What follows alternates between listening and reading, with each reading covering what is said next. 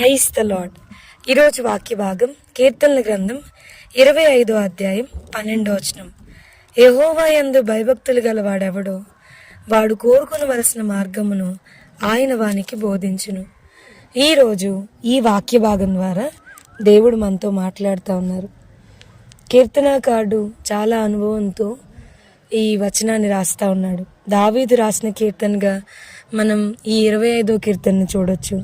ఆయన చెప్తా ఉన్నారు కదా, యెహోవా యందు ఎవరైతే భయభక్తులు కలిగి ఉంటారో వారు ఏ మార్గాన్ని చూస్ చేసుకోవాలో, వారు కోరుకొనవలసిన మార్గం ఏంటో ఆయన వారికి బోధిస్తారు అని చెప్పని.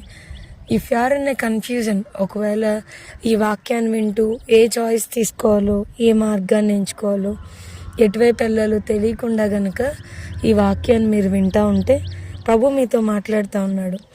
దేవుని యందు భయభక్తులు ఎలా కలిగి ఉండాలో మనం నేర్చుకోగలిగితే మనం ఏది మనకి బెస్ట్, మనమైతే ప్రజెంట్ ఏది మంచిగా ఉంది అనేది మనం చూడగలుగుతాం మనకున్న జ్ఞానం వరకు. కానీ మనం ఆరాధన చేసే దేవుడు త్రికాల జ్ఞాని. ఆయన భూత వర్తమాన భవిష్యత్ కాలమానంలో ఎరిగిన దేవుడు. So what is going in మన ఫ్యూచర్లో ఏం జరగబోతుంది, what is going to happen అనేది ప్రభువుకి బాగా తెలుసు. మనం చాలాసార్లు మన సొంత మార్గాలను ఎన్నుకొని ఆయాసము, దుఃఖము, వేదన చాలా కొని తెచ్చుకుంటూ ఉంటాం. అట్లా కాకుండా దేవుడు చెప్పిన మార్గంలో కనుక మనం నడిస్తే అతని ప్రాణము నెమ్మదిగా ఉండును, అతని సంతానము భూమిని స్వతంత్రించుకొనును అని చెప్పని. మనకి కరెక్ట్ అనిపించింది, it may not be right, అది కరెక్ట్ కాకపోవచ్చు, కానీ దేవునికి అన్నీ తెలుసు. మనం ఆయన మీద ఆధారపడితే చాలు. ఆయన చిత్తానికి మనల్ని మనం అప్పగించుకున్నప్పుడు మనల్ని సృష్టించిన దేవుడు. అందుకనే కీర్తనకారుడు అంటాడు కదా, అయ్యా నువ్వు నన్ను నిర్మించిన రీతిని చూస్తుంటే నాకు భయమును ఆశ్చర్యమును కలుగుచున్నదని. చాలా విచిత్రంగా దేవుడు మనల్ని నిర్మించాడు.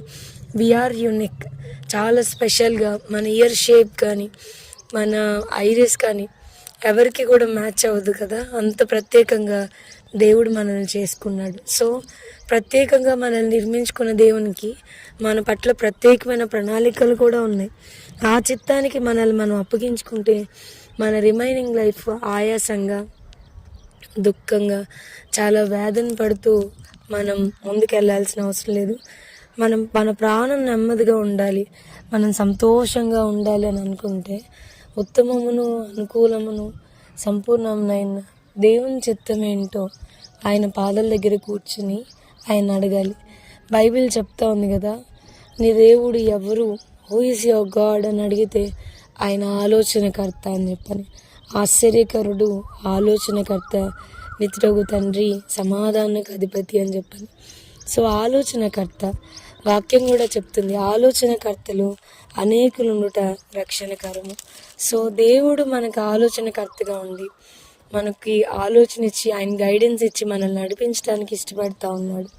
సో మనం చేయాల్సిన పని ఏంటంటే మనుషులు ఏం చెప్తారు, మనుషుల అభిప్రాయాలు ఏంటి, లేదా ఏది బెస్ట్ అని అనిపిస్తుంది అని చెప్పని మనుషులకి మనం ప్రయారిటైజ్ ఇవ్వకుండా అమ్మ ఏం చెప్తారు, నాన్న ఏం చెప్తారు, ఇంకా ఫ్రెండ్స్ ఏం చెప్తారు, ఇవన్నీ కాకుండా what God thinks about us.